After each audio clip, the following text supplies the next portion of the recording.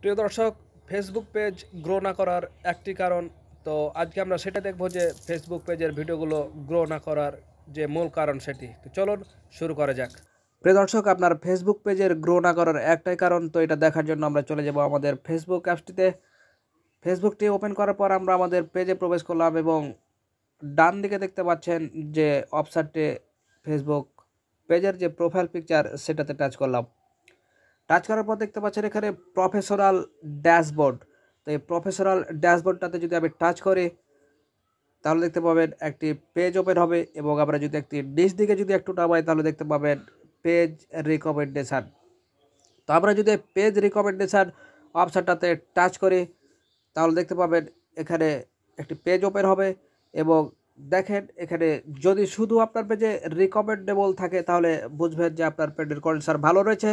এবং যদি দেখতে পারেন এরকম ফ্ল্যাগড কন্টেন্ট এরকম যদি অপশানটা দেখা যায় তাহলে অবশ্যই দেখতে পাচ্ছেন এখানে ম্যানেজ কন্টেন্ট নামের একটি অপশান রয়েছে।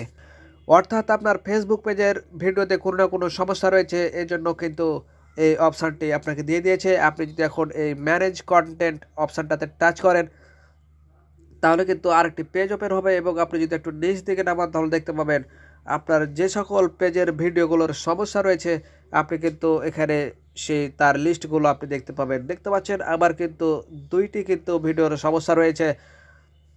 তো আমরা যদি এখন এটাকে ডিলিট করার জন্য আমরা যে কাজটি করব সেটা হচ্ছে এই যে তার ভিডিওটার উপর চাপ দেবো তাহলে কিন্তু দেখতে পাবেন নিচ দিকে দেখতে পাচ্ছেন যে টেক অ্যাকশন।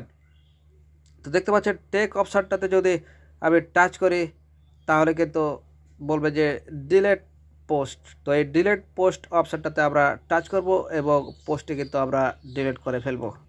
তো দেখেন আবার কিন্তু ডিলিট হয়ে গেল। দেখতে পাচ্ছেন পেজ হ্যাজ নো ইস্যু। প্রিয় দর্শক, আপনার ভিডিওতে যদি কোনো সমস্যা থাকে তাহলে আপনি নিমিষেই এভাবে করে আপনি ভিডিওটি ডিলিট করে দেবেন এবং আপনি রিকমেন্ডেবল অপশানটাতে যাবেন তাহলে কিন্তু আপনি সব দেখতে পাবেন যে আপনার কোন ভিডিওটিতে সমস্যা রয়েছে। তো এই ছিল আজকের মতো, দেখা হবে পরবর্তীতে নতুন কোনো গুরুত্বপূর্ণ টপিক দিয়ে। সে পর্যন্ত সবাই ভালো থাকবেন। আল্লাহ হাফেজ।